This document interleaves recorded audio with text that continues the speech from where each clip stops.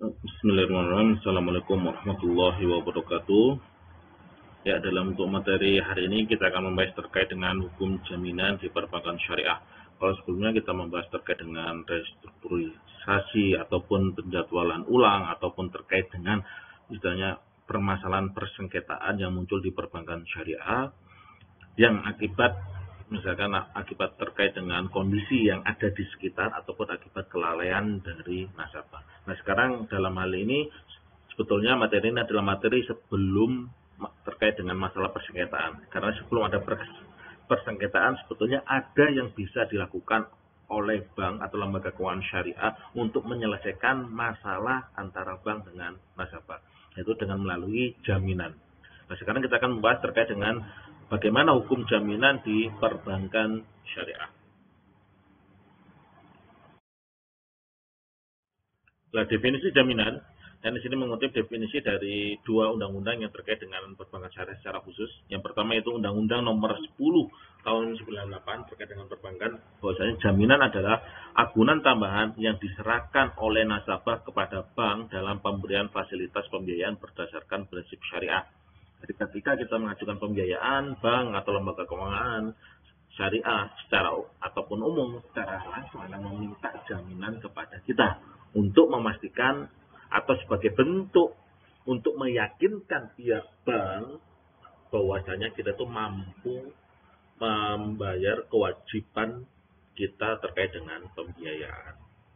Itu kalau menurut Undang-Undang Nomor 10 Tahun 98. Sedangkan menurut Undang-Undang tentang Perbankan Syariah tahun 2008 Nomor 21, jaminan adalah agunan atau jaminan tambahan baik berupa benda bergerak maupun benda tidak bergerak. Nah, sini lebih didetailkan lagi. Jaminan itu bisa berbentuk benda bergerak atau tidak bergerak yang diserahkan oleh pemilik agunan kepada bank syariah atau unit usaha syariah guna menjamin pelunasan kewajiban nasabah penerima fasilitas pembiayaan. Kalau di Undang-Undang Nomor 10 Tahun 98 masih bersifat umum, di Undang-Undang Nomor 21 Tahun 2008 disebutkan bisa benda bergerak, yaitu seperti kendaraan, alat elektronik, emas, dan sebagainya, atau benda yang tidak bergerak seperti properti, tanah, rumah, apartemen, dan lain sebagainya. Sebagai dasar yang bisa dijadikan sebagai aset yang bisa dijaminkan ketika nasabah atau ketika kita mengajukan pembiayaan di bank. Nah, unsur-unsur yang harus ada dalam jaminan, pertama, fokus pada pemenuhan kewajiban kepada kreditur. Ini yang harus diperjelas lagi. Jangan diartikan, kenapa kok misalkan bank syariah atau lembaga keuangan syariah atau lembaga perbankan secara umum meminta jaminan ketika akan menyalurkan pembiayaan. Apakah tidak percaya? Atau katakanlah misalkan ada di antara kita pemilik bank syariah, kemudian temannya mengajukan pembiayaan ke dia karena berdasarkan prinsip teman. Kemudian diminta jaminan. Apakah itu artinya bahwa temannya yang pemilik bank tadi tidak percaya pada temannya tadi yang jadi nasabah? Ini bukan masalah terkait dengan percaya atau tidak percaya. Jaminan itu adalah sebagai bentuk agar peminjam itu fokus pada pemenuhan kewajibannya kepada kreditur. Kalau dia tahu barang dia dijaminkan, maka dia akan berusaha melakukan usaha secara serius agar barang jaminan ini tidak diambil oleh bank. Itu prinsip pertama yang fokus pada pemenuhan kewajiban. Yang kedua, jaminan bisa dinilai secara material. Yang namanya jaminan itu harus bisa dinilai, ada nilainya. Kadang-kadang jaminan itu bisa dinilai setara dengan dana yang dipinjam atau kurang ataupun lebih. Yang ketiga, jaminan terkadang muncul karena ada akad yang mendahului seperti akad utang piutang, jual beli secara tidak tunai. Jadi nggak mungkin ada jaminan itu muncul secara tiba-tiba. Jaminan itu pasti muncul setelah ada akad yang mendahulunya. Baik itu ada akad utang piutang, kemudian sebagai bentuk jaminan atas uang yang dipinjam, pemberi utang meminta jaminan. Atau juga jual beli secara kredit, penjual meminta jaminan kepada pembeli. Nanti namanya jaminan tidak muncul dengan sendirinya, tetapi ada akad yang mendahulunya.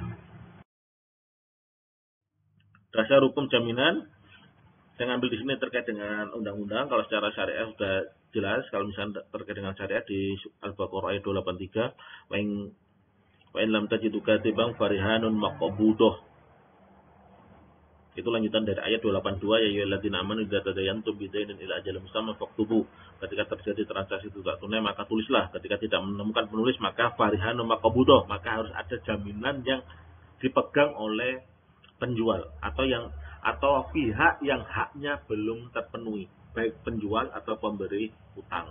Dan ini juga sudah dicontohkan oleh Rasulullah, bahwasanya Rasulullah pernah membeli makanan untuk keluarganya selama setahun dari orang Yahudi, kemudian menggadaikan baju perangnya. Ini di hadis sahih. Bahkan di hadis sahih lainnya disebutkan bahwasanya Rasulullah wafat sedangkan barang jaminan ini masih tergadai di rumah Yahudi. Ini bukan berarti aib bagi seorang Rasul. Kenapa? Karena ketika Rasulullah berutang kemudian memberikan jaminan itu secara otomatis, ketika peminjam tidak mampu membayar ataupun tidak sanggup membayar utangnya, maka otomatis akan dieksekusi dari jaminannya. Nah, itu kalau secara syariahnya. Kalau secara undang-undangnya sesuai dengan Undang Nomor 10 tahun 98 tadi, dan juga PBI, Peraturan Bank Indonesia nomor 8 garis 3 PBI tahun 2006 yang menyebutkan bank yang dalam kegiatan usaha menerapkan prinsip syariah wajib menerapkan prinsip syariah dan prinsip kehati-hatian. Nah, bentuk prinsip kehati-hatian adalah dengan meminta jaminan untuk meminimalisir risiko dari pembiayaan. Yang artinya bank tidak mungkin memberikan fasilitas pembiayaan tanpa ada jaminan. Kalau secara umum, pasal 24 Undang-Undang Perbankan nomor 14 tahun 67, bank tidak akan memberikan kredit tanpa ada jaminan. Ini dasar hukum jaminan. Manfaat jaminan bagi debitur, bagi nasabah yang mengajukan pembiayaan untuk memperoleh fasilitas kredit. Jadi kalau misalkan ada kita datang ke bank ingin mengajukan pembiayaan tapi nggak punya jaminan, nggak punya silik gaji, nggak punya usaha yang lain, nggak punya jaminan dalam bentuk lainnya, maka otomatis pembiayaan kredit kita, ajuan pembiayaan kita pasti otomatis akan ditolak. Yang kedua, untuk mendorong memenuhi kewajiban. Ya, sebagai motivasi tadi sudah saya jelaskan. Ketika barang yang kita miliki itu digadaikan atau dijaminkan, maka itu akan memotivasi kita untuk serius dalam menjalankan usaha. Itu kalau bagi debitur. Bagi kreditur, bagi bank atau lembaga keuangan, menjamin bahwa dana yang disalurkan dapat dipertanggungjawabkan sesuai dengan tujuan pembiayaan dan meminimalisir risiko pembiayaan. Sekarang kadang-kala mungkin orang mengajukan pembiayaan untuk modal usaha, ternyata setelah dana cair digunakan untuk keperluan konsumtif. Berarti kalau ini tidak sesuai dengan prinsip dasar pengajuan pinjaman. Kalau dalam secara syariah berarti nasabah tersebut telah mencederai janji. Kenapa? Tidak sesuai dengan sepakatan di awal. Maka ketika dia tidak mampu membayar cicilannya atau membayar pembiayaannya, maka bisa dieksekusi dari barang jaminan. Nah, ini manfaat dari jaminan. Macam-macam jaminan, ada jaminan yang bersifat umum, itu terkait dengan harta benda milik debitur, milik nasabah, yang menjadi jaminan bagi para kreditur. Mungkin nasabah ini mempunyai lebih dari satu kreditur, minjam di bank A, bank C, dan seterusnya. Maka jaminannya bersifat umum. Semua harta milik debitur itu menjadi jaminan bagi seluruh kreditur. Ataupun jaminan yang bersifat khusus, yaitu ada jaminan si A ini menjaminkan rumah untuk pinjamannya di bank X. Jadi hanya khusus pada begitu. Ada jaminan kebendaan perorangan, jaminan berupa hak mutlak atas suatu benda. Nah, ini sama seperti khusus, cuma di sini dalam bentuk jaminannya bisa dalam bentuk tadi harta bergerak ataupun harta yang tidak bergerak. Eksekusi jaminan. Nah, ketika nasabah melakukan cedera janji tidak sesuai dengan akad atau wan prestasi tidak mampu membayar cicilan bulanan, baik dalam bentuk akad pinjam meminjam, dalam bentuk akad jual beli, ataupun dalam bentuk sewa menyewa, maka jangan seperti yang di nomor 2 ini, mendatangkan debt collector untuk kemudian menagihnya secara paksa. Itu juga tidak. Yang dilakukan sebelum eksekusi jaminan ada teguran secara tertulis dan lisan secara baik-baik. Yang kemudian musyawarah dalam artian memanggil nasabah, kemudian diajak musyawarah, dilakukan bagaimana solusi. Sama seperti kalau misalnya kemarin saya contohkan ketika terjadi krisis yang akibat wabah COVID-19, kita panggil nasabahnya, terus kita tanya permasalahan apa dan apa yang diinginkan. Ketika nasabah bisnisnya itu berjalan baru setengah-setengah, tapi dia mempunyai prospek bisnis yang bagus, kita bisa memberikan yang namanya restrukturisasi kemarin, memberikan penangguhan pembayaran cicilan, bisa seperti itu. Jika tidak bisa, maka yang dilakukan adalah mengeksekusi jaminan. Nah, eksekusi jaminan ini bisa ditawarkan apakah diserahkan kepada bank atau lembaga keuangan atau akan dijual sendiri oleh nasabah. Itu dalam bentuk musyawarah. Baik dilakukan oleh nasabah. Kalau dilakukan nasabah berarti kalau dijual harganya melebihi dari utangnya, maka sisanya menjadi milik nasabah. Sama juga kalau misalnya yang jual adalah bank. Jika kurang dari utangnya, maka tetap menjadi tanggungan nasabah. Jika musyawarah tidak menemui jalan temu, maka eksekusi jaminan bisa dilakukan melalui putusan pengadilan. Ini tahapan-tahapan terkait dengan eksekusi jaminan. Nah, bentuk jaminan dalam syariah itu ada dua. Kita mengenal akad, namanya akad kafalah dan akad rohon. Atau kafalah itu jaminan perorangan, sedangkan rohon adalah jaminan kebendaan. Kafalah misalkan ada A berutang kepada B, kemudian datang C. C bilang, nanti yang membayar utangnya A adalah saya. Nah, ini adalah akad kafalah. Rohon, ya seperti kita tahu, yaitu akad KDN.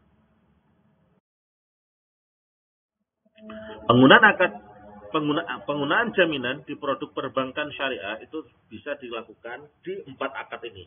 Itu ada akad jual beli, akad sewa menyewa, akad kerjasama, dan akad titipan atau simpanan. Nah, kita akan lihat penjelasannya. Akad jual beli, jaminan dapat diminta dalam produk akad jual beli seperti murabahah dan salam. Biasanya kalau dalam akad jual beli yang sering diperhatikan di lembaga keuangan syariah adalah murabahah dan salam. Dalam kedua akad ini, bank bisa meminta jaminan dari nasabah. Untuk apa? Nah, dalam akad murabahah, jaminan diminta dalam akad murabahah karena hak kreditur bank masih belum dipenuhi. Dia sudah menyerahkan barang, tetapi uangnya belum diterima secara penuh. Sehingga fungsi jaminan adalah untuk menjamin hak kreditur. Sedangkan hak debitur sudah dipenuhi di awal akad. Nah itu, jadi fungsi jaminannya pada akad murabahah adalah untuk menjamin hak kreditur agar nasabah tetap rajin atau tetap menjalankan kewajibannya sesuai dengan batas waktu yang telah ditentukan. Sedangkan kalau dalam akad salam, nasabah sudah mendapatkan modal untuk pengadaan barang. Jaminan berfungsi untuk apa? Untuk menjamin hak kreditur bahwa barang yang diproduksi atau disediakan atau diadakan sesuai dengan pesanan. Akad salam kan pesan dulu barang nanti, tapi uangnya sudah dibayarkan sekarang. Berarti nasabah sudah mendapat uang, sudah mendapatkan modal, hanya dia tinggal berkewajiban mengadakan barang yang diminta oleh bank. Nah, jaminan dalam bentuk apa? Jaminan ketika nasabah mengadakan barang atau menyediakan barang tidak sesuai dengan pesanan, maka jaminannya ini sebagai uang ganti rugi karena tidak kesesuaian antara pesanan yang diserahkan oleh nasabah dengan pesanan yang diminta oleh bank. Itu fungsi jaminan dalam akad jual beli yang ada di perbankan atau lembaga keuangan syariah. Jaminan dalam akad sewa menyewa. Kita lihat dulu. Jumhur ulama, para ulama, mayoritas ulama mengatakan bahwa tangan atau status penyewa atas objek sewa adalah yad atau tangan amanah. Jadi kalau kita nyewa, baik nyewa rumah, kendaraan, mobil, ataupun sepeda, berarti sifat kita atas objek itu adalah sifatnya amanah. Apa artinya sifat amanah? Penyewa tidak dituntut ganti rugi jika terjadi kerusakan pada biasa selama penggunaan secara wajar. Kita menempati rumah secara wajar, memakai kendaraan secara wajar. Kalau tahu objek sewa tersebut rusak, maka kita tidak wajib membayar ganti rugi. Kenapa? Karena sifat kita atas objek sewa adalah amanah. Poin kedua, Jumhur ulama juga sepakat jika terjadi kerusakan terhadap objek sewa akibat kelalaian dan kesengajaan dari penyewa, maka penyewa wajib memberikan ganti rugi. Nah, misalkan kita nyewa mobil, ada kesepakatan di situ mobil ini tidak boleh dibawa sampai keluar Jawa, misalkan. Ternyata kita bawa sampai keluar Jawa. Pas kita bawa keluar Jawa, ternyata mobil itu mogok kemudian rusak dan harus sampai tahapan turun mesin. Maka kita sebagai penyewa wajib membayar ganti rugi atas kerusakannya. Kenapa? Karena kita sudah menyelisih kesepakatan dalam akad sewa menyewa. Karena menyelisih kesepakatan, maka di situ berarti ada unsur kelalaian dan unsur kesengajaan. Secara kaidah dari mayoritas ulama mengatakan jika terjadi unsur kesengajaan atau kelalaian dari penyewa atas objek sewa, maka dia wajib membayar ganti rugi. Maka jaminan dalam akad sewa menyewa berfungsi sebagai jaminan jika terjadi kerusakan akibat kelalaian atau kesengajaan. Contoh misalkan Anda nyewa rumah kos, sudah diminta jaminan oleh pemilik rumah, boleh? Boleh. Misalkan di situ pemilik sewa bilang jangan diubah apapun yang ada di dalam rumah ini. Dalam artian jangan dirubah yang terkait dengan mungkin dekorasi dan lain sebagainya. Nah, kemudian ternyata kita nggak suka dengan warna catnya, kita ganti warna catnya sesuai dengan keinginan kita. Ketika kita keluar, pemilik rumah tidak mau mengembalikan uang jaminan. Yang salah siapa? Yang salah adalah kita. Kenapa? Karena kita sudah melanggar perjanjian dengan pemilik sewa. Nah, uang jaminan tadi sebagai uang jaminan atas kemungkinan terjadinya kerusakan akibat kelalaian atau kesengajaan dari jelas ya, ini terkait dengan akad sewa menyewa. Terus terkait dengan akad kerjasama. Akad kerjasama sering digunakan adalah akad musyarakah dan akad mudharabah. Kedua akad tersebut berdiri atas dasar kepercayaan satu sama lain, yaitu trust. Ya kan, kalau dalam mudharabah saya ngasihkan modal, dia menjalankan usahanya, saya nggak boleh ikut campur dalam usaha tersebut. Dalam musyarakah juga sama, kita sama-sama menyertakan modal untuk melakukan usaha bersama. Ketika kita menyertakan modal berarti didasari atas unsur kepercayaan satu sama lain. Jaminan pengembalian modal musyarakah atau mudharabah hukumnya haram karena termasuk riba. Dalam akad kerjasama kita nggak boleh sebagai pengelola, misalkan mudharib tidak boleh mengembalikan atau menjamin pengembalian modal kepada pemilik modal. Kenapa? Karena itu riba. Sama juga misalkan saya bekerja sama-sama menyertakan modal 20 juta. Kemudian saya bilang teman saya, nanti saya akan menjamin pengembalian modalmu 20 juta plus keuntungannya. Ini juga tidak boleh. Kecuali jika mudharib secara sukarela menyatakan akan menjamin pengembalian modal. Nah, ini harus ditanda bahwa di sini adalah secara sukarela.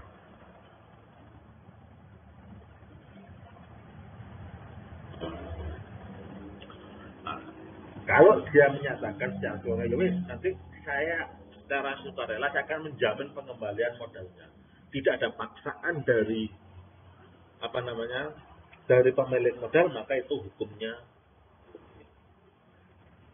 Ketika ada paksaan maka hukumnya boleh. Kenapa? Karena kalau dalam akad mudharabah yang lebih kuat kedudukannya siapa? Pemodal atau pengelola. Yang lebih kuat adalah pemodal. Sehingga kalau pemodal memaksakan maka hukumnya haram, menjadi riba. Tetapi kalau pemodal tidak memaksakan tetapi mudharib secara sukarela menjamin pengembalian modal maka hukumnya boleh. Ini berdasarkan pada kaidah fikih manil tazama ma'rufan lazimau. Barang siapa mewajibkan pada dirinya sesuatu yang belum wajib, maka dia harus wajib menjalankan kewajibannya tersebut.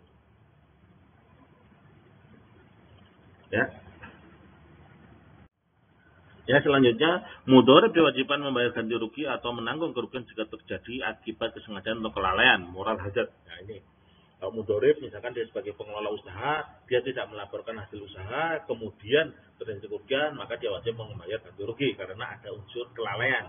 Atau misalkan dia sudah dikasih modal, perjanjiannya adalah untuk modal industri konveksi, ternyata dijalankan di industri kuliner, kemudian mengalami kerugian, maka dia wajib membayar ganti rugi karena disebabkan atas kesengajaannya. Jaminan dalam akad kerjasama sebagai upaya meminimalisir risiko kerugian akibat moral hazard. Moral hazard itu yaitu kelalaian, kesengajaan, cedera janji, dan lain sebagainya, itu namanya moral hazard. Itu pelanggaran yang dilakukan oleh nasabah tidak menepati kesepakatan yang ada di dalam kontrak akad. Nah, jaminan dalam akad simpanan. Kita tahu bahwasanya akad simpanan dalam produk perbankan itu menggunakan akad wadiah, qorot, dan mudharabah. Dalam akad simpanan, seluruh industri perbankan di Indonesia diwajibkan secara undang-undang menjadi peserta di lembaga penjaminan simpanan. Nah, ini nama lembaganya.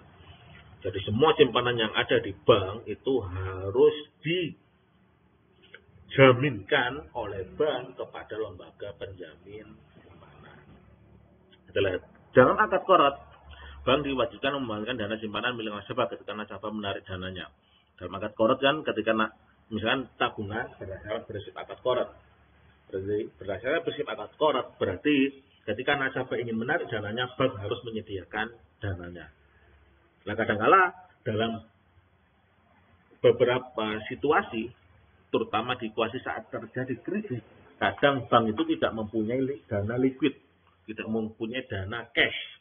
Sehingga ketika nasabah menarik dananya dari bank, bank kesulitan untuk mendapatkan dana yang dana cash atau dana. Jadi, untuk mengantisipasi hal tersebut, maka tabungan berdasarkan prinsip qorot itu dijaminkan oleh bank di lembaga penjamin simpanan. Untuk apa? Untuk menjamin ketika nasabah menarik dananya, maka bank sudah bisa menyediakan dana tersebut. Itu satu. Yang kedua, akad wadiah. Akad wadiah secara prinsip, bank tidak bertanggung jawab atas simpanan kecuali jika muncul kerugian akibat kesengajaan dan kelalaian bank. Atau misalkan tahu-tahu terjadi krisis finansial yang kemudian menyebabkan hampir semuanya bank kolaps. Terus bagaimana status uang nasabah? Kalau dalam kondisi normal dan secara prinsip syariah, jika terjadi hal tersebut, maka bank tidak berkewajiban apa-apa karena di luar batas kemampuan bank. Tetapi sebagai lembaga keuangan yang ada di suatu negara dan ada peran negara untuk menjamin atau menjaga harta milik masyarakat, maka negara mendirikan namanya lembaga penjamin simpanan. Makanya akad wadiah seperti itu juga dijaminkan di lembaga simpanan. Karena wadiah ini ada dua kemungkinan, ada kemungkinan dia membutuhkan dana cash, kemudian dia menarik dananya, maka bank harus menyediakan dananya. Yang kedua, jika terjadi sesuatu dengan bank, maka dana milik nasabah itu tetap aman karena terjamin di lembaga penjamin. Terus yang ketiga, dalam akad mudharabah, bank boleh menjamin pengembalian modal kepada nasabah secara sukarela. Nah, ini kan akad sebelumnya. Jadi kan ada tabungan, ada deposito di lembaga keuangan syariah atau di bank syariah itu menggunakan akad mudharabah. Nah, bank biasanya secara sukarela mengatakan bahwasanya dana modal atau dana simpanan yang disetor dalam deposito mudharabah ini akan dikembalikan 100% beserta bagi hasil.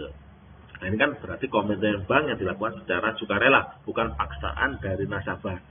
Nah, untuk menjamin itu, maka bank harus mendaftarkan diri sebagai peserta di lembaga penjaminan simpanan dan harus membayar premi yang sudah ditentukan di lembaga penjamin simpanan sesuai dengan jumlah modal yang dia punya dan juga sesuai dengan dana pihak ketiga yang dia terima.